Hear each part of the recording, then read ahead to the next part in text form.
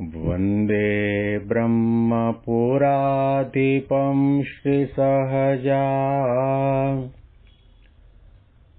नन्दं च मूलाक्षरम्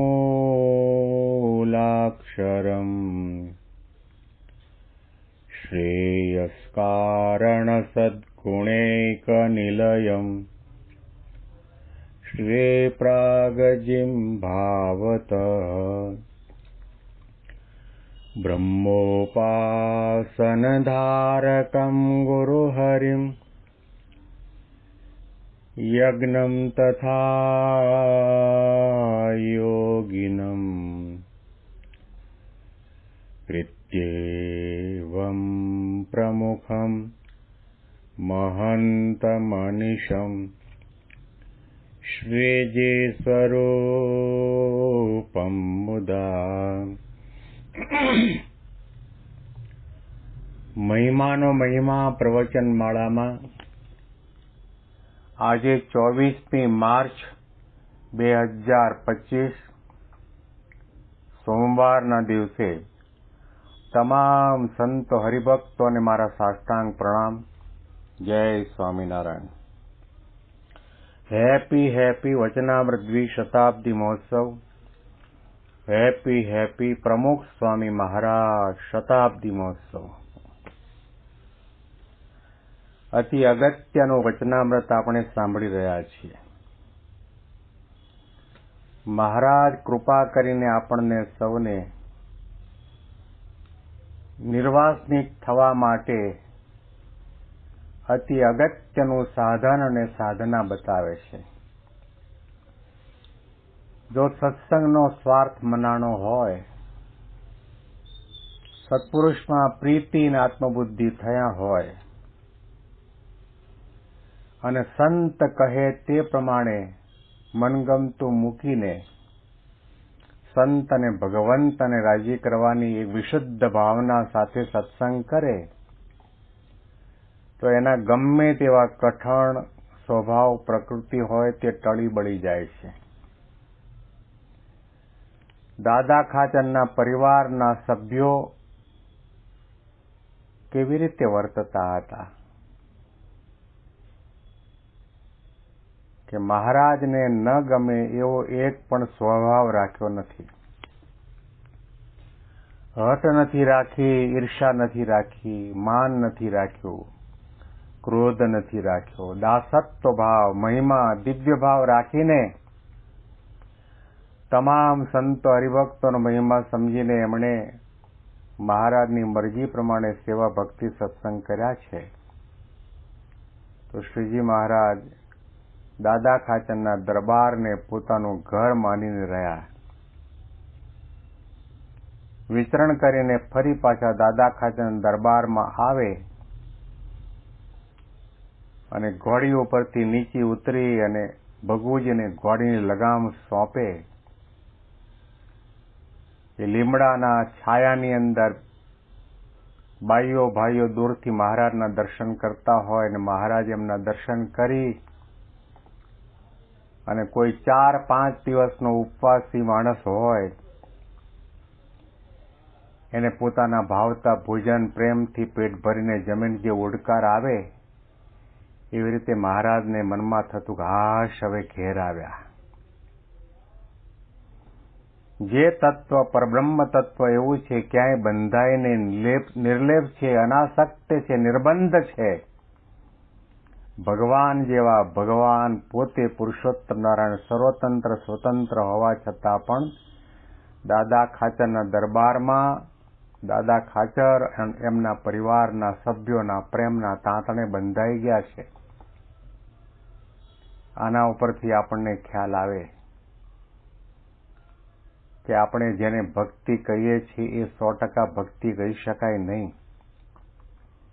સોનાના થાળની અંદર 56 પ્રકારના ભોગ ભગવાનને જમાડો એ સારું છે, પ્રશંસનીય છે, પરંતુ એને જ આપણે ભક્તિ માની બેઠા છીએ.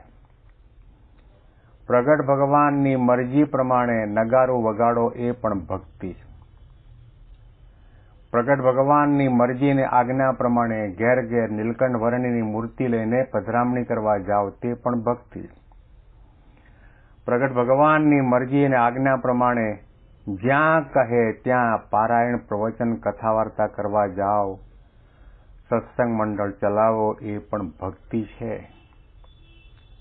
અને એ ભક્તિમાં પછી માન ન હોય, ઈર્ષા ન હોય, કપટ ન હોય, દંભ ન હોય, રાગ દ્વેષ અસૂયા ન હોય, દરેકનો મહિમા હોય, દાસત્વ ભાવ હોય, દિવ્ય ભાવ હોય, સંત અને ભગવંત અને એકમાત્ર રાજી કરવાની વિશુદ્ધ ભાવના હોય, એ ભક્તિ છે. બૂટ ચપ્પલની સેવામાં રહેતા હોય એ પણ ભક્તિ, આરતી ઉતારતા હોય એ પણ ભક્તિ, ઠાકોરજીના વાઘા સીવતા હોય એ પણ ભક્તિ, વાસણ ઉટકતા હોય તે પણ ભક્તિ. આજ્ઞાએ કરીને દેહ ભાવ અને દેહ સંબંધી વિચારો સંકલ્પનો ત્યાગ કરીને ઉત્સાહ અને ઉમંગથી કંઈ પણ નાની મોટી ક્રિયા કરવામાં આવે તે ભક્તિ છે. અને એવી ભક્તિવાળી વ્યક્તિને ભગવાન આધીન થઈ જાય છે. અને ત્યાર પછી મહારાજે કહ્યું કે અમારો રાજીપો કોના ઉપર રહેશે? કે કોઈ ભક્તને અમે વચનના ડંક મારીને ખૂબ કચવાવ્યો હોય, અડધૂત કર્યો હોય, એના સ્વભાવનું, વિષયનું, પ્રકૃતિનું જાહેરમાં ખંડન કર્યું હોય, તો પણ અમારો અભાવ ના આવે, અવગુણ ના આવે, સત્સંગમાંથી પાછો ન પડે, રતિવા સરસ થાય અને ગુણ ગ્રહણ કરે કે મારા ઉપર ભગવાન અને સંતની કેટલી કૃપા કહેવાય કે આટલા બધા આ મોટી હોસ્પિટલની અંદર લાખો દર્દી છે, એમાં મારો કેસ ડોક્ટર સમાન એવા ગુરુવરીએ હાથમાં લીધો અને હવે મારું રોગ માત્રનું નિદાન કરીને રોગથી નિર્મૂળ કરશે, સત્સંગમાંથી પાછો ન પડે, મનમાં ગ્લાનિ ન પામે, હતાશા ના આવે, નિરાશા ના આવે, પાછો ન પડે, મનમાં મૂંઝાય નહીં કે મારા કરતા મારી બાજુમાં બેઠેલો ભગત કે સાધુ એનામાં ઘણા બધા દુર્ગુણો છે, એને મહારાજ કહેતા નથી, એને સ્વામી કહેતા નથી, મને કહ્યું, એવો વિચાર ના આવે. એને એક જ વિચાર આવે કે મારે તો ગમે તેમ કરીને આ દેહ નિર્વાસનિક થવું છે અને ભગવાનની કૃપાના પાત્ર થવું છે, રાજીપો મેળવવો છે. એટલા માટે મહારાજે કહ્યું કે એવો જે ભક્ત હોય એના ઉપર મને વગર કર્યું સહેજે હેત થાય છે.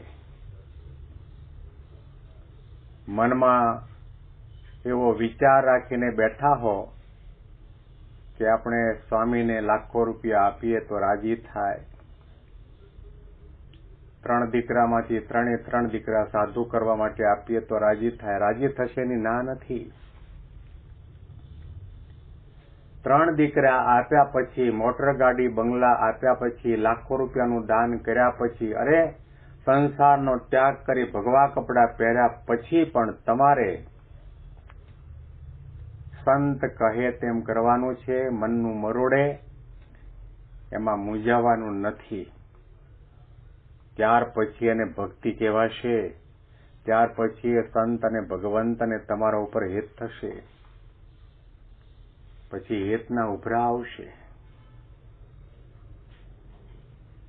24 કલાક જેવી રીતે ગામની અંદર કોઈ ગાય હોય કોઈના ઘરની અંદર, તો ગાય તાજી વાછડી જન્મી હોય અને વાછડીને તો ચરવા માટે જંગલમાં, ખેતીવાડીમાં, ખેતરમાં ક્યાં મોકલે નહીં. ગાયનો ચારો હોય, ચારાની જગ્યા હોય ત્યાં મૂકે, એ ત્યાં લીલું લીલું ઘાસ ખાય, સરોવરમાં પાણી પણ પીવે, પણ આ ગાયનું મન ક્યાં રહે? ઘરની અંદર પોતાની તાજી જન્મેલી વાછડી તરફ એનું મન રહે. એમ ભગવાન અને સંતને પણ આપણા તરફ મન રહ્યા કરે, આપણને યાદ કર્યા કરે, આપણને પત્ર લખે, આશીર્વાદ આપે, કઈ નાની મોટી આજ્ઞા કરે, નાની મોટી સેવા આપણી પાસે લે, તો સમજવું કે એમને આપણા ઉપર હેત અને વિશ્વાસ છે. મહારાજે કહ્યું કે એવો જે ભક્ત હોય એના ઉપર તો એવું હેત થાય કે કોઈનું ટાળ્યું ટળે પણ નહીં, અને જાગ્રત સ્વપ્ન અવસ્થાની અંદર વગર સંભારે એ ભક્ત યાદ આવે. જો તમારું સમર્પણ હશે, ત્યાગ હશે, સમજણ હશે, દાસત્વ ભાવ હશે, મહિમા હશે, ઉત્સાહ અને ઉમંગ હશે, નિયમ ધર્મની દ્રઢતા હશે, આજ્ઞા ઉપાસના પરિપક્વ હશે, સત્પુરુષમાં પ્રીતિ અને આત્મબુદ્ધિ થયા હશે, ક્યારેય પણ મનુષ્ય ભાવ નહીં આવતો હોય, તો સ્વામી બાપા ભલે અત્યારે ઓસ્ટ્રેલિયામાં બિરાજમાન હોય, તેમ છતાં ત્યાં બેઠા બેઠા પૂજામાં માળા કરતા કરતા એક આપણા નામનો મણકો પણ પાડી દે, આપણને યાદ કરે. આ એક આધ્યાત્મિકતાનું ઊંચું શિખર છે, સાધનાનું ફળ છે, સત્સંગનું ફળ એ છે કે મોટા પુરુષ રાજી થાય. ગુણાતીતાનંદ સ્વામીએ કહ્યું કે મોટા પુરુષ જેના ઉપર રાજી થાય એને બુદ્ધિ યોગ આપે છે. બુદ્ધિ તે શું કે ભગવાન અને સંતને રાજી કરતા આવડે, એવી પ્રકારની ક્રિયા કરતા આવડે, એવો વિચાર રહે. આપણે સ્વામીના વચનો ઉપર વિચાર કરવાનો કે આપણને જો આવા સંકલ્પ થતા હોય તો સમજો કે ભગવાને અને સ્વામી બાપાએ આપણને સદબુદ્ધિ આપી છે. સત્સંગના વિચાર આવે, કથા વાર્તા કરવા સાંભળવાનું મન થાય, દરેકનો મહિમા ગાવાનું મન થાય, દરેકનો મહિમા સાંભળવાનું મન થાય, આ સત્સંગનો વિકાસ થાય, સંસ્થાની પુષ્ટિ થાય, સિદ્ધાંતનું પ્રવર્તન થાય. મહારાજ અને સ્વામી કોણ તત્વ છે એના ગુણગાન ગાયા વગર રહી ન શકાય, અને નાનામાં નાની સેવા કરવામાં આપણને જરાય પણ ખચકાટ ન થાય. તન મન ધન કુટુંબ પરિવાર સર્વસ્વ સમર્પણ કરવાની ભાવના જાગે તો સમજવું કે આપણને મોટા પુરુષે રાજી થઈને સદબુદ્ધિ આપી છે.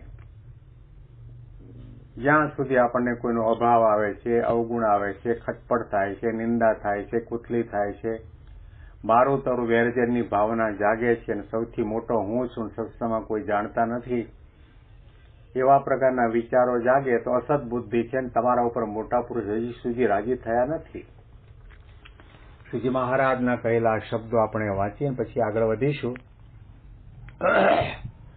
પછી શ્રીજી મહારાજે કૃપા કરીને એમ વાર્તા કરી જે પ્રકૃતિ જે જાવી તે જીવને બહુ કઠણ છે, તથાપિ જો સત્સંગમાં સ્વાર્થ જણાય તો પ્રકૃતિ ટળવી કઠણ ન પડે. જેમ દાદા ખાચરના ઘરના માણસોને અમને રાખવાનો સ્વાર્થ છે તો અમને જે પ્રકૃતિ ન ગમે તે રાખતા નથી, તેમ સ્વાર્થે કરીને પ્રકૃતિ ટળે છે, તથા ભયે કરીને પણ ટળે છે, પણ તે અતિશય નથી ટળતી. કેમ જે જ્યારે કોઈ માણસ હોય ત્યારે તેનો ભય રાખે અને માણસ ન હોય તો ન રાખે. જેમ રાજાને ભય કરીને ચોર પ્રકૃતિનો ત્યાગ કરે છે, અને જેનો જે સ્વભાવ હોય તેની ઉપર વારંવાર અમે કઠણ વચનના ડંક માર્યા હોય અને કચવાયો હોય તો પણ જે કોઈ રીતે પાછો ન પડ્યો હોય તે ઉપર તો અમારે એવું હેત રહે છે, તે જાગ્રત સ્વપ્નમાં સંભાળ્યા વિના તે હેત એમનું એમ રહ્યું જાય છે, અને ગમે તેમ થાય પણ તે હેત ટળતું નથી. ગમે તેવું થાય તો પણ મહારાજ કહે છે અમને એવા ભક્તો ઉપર હેત ટળતું નથી. આના અનુસંધાનમાં વિશેષ વાતો આપણે આવતીકાલના પ્રવચનમાં સાંભળીશું. તમામ સંતો હરિભક્તોને મારા સાષ્ટાંગ પ્રણામ. જય સ્વામિનારાયણ.